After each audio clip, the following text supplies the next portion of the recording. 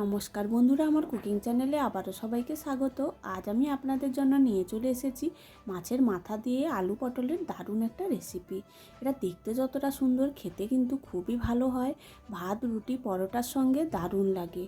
এখন তো বাজারে প্রচুর পরিমাণে পটল পাওয়া যাচ্ছে, আপনারাও এইভাবে একবার বাড়িতে বানিয়ে দেখতে পারেন, সবার ভালো লাগবে। রান্নাটা করার জন্য আমি এখানে একটা রুই মাছের মাথা দু টুকরো করে নিয়েছি, খুব ভালো করে ধুয়ে পরিষ্কার করে নিয়েছি। আমি এখানে রুই মাছের মাথা দিয়ে বানাচ্ছি, আপনারা চাইলে কাতলা মাছের মাথা দিয়েও বানাতে পারেন, তাতে আরও ভালো হয়।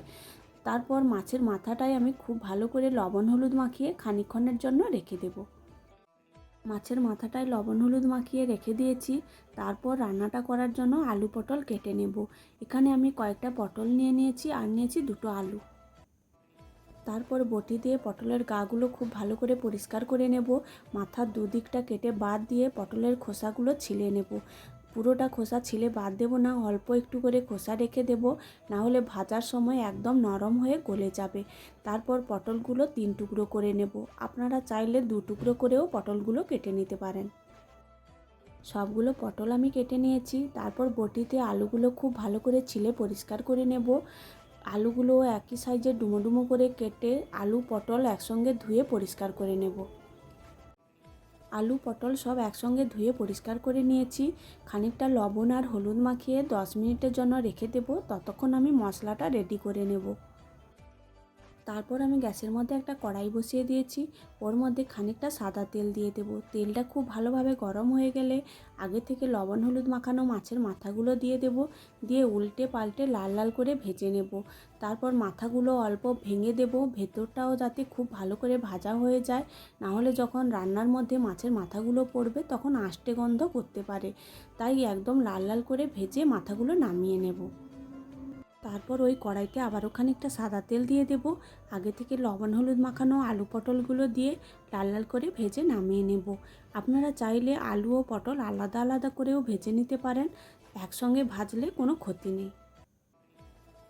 আলু পটলগুলো লাল লাল করে ভেজে নামিয়ে নিয়েছি। ওই কড়াইতে আবারও খানিকটা সর্ষের তেল দিয়ে দেব। তেলটা খুব ভালোভাবে গরম হয়ে গেলে ফোড়নে দিয়ে দেব একটা শুকনো লঙ্কা আর অল্প একটু গোটা জিরে।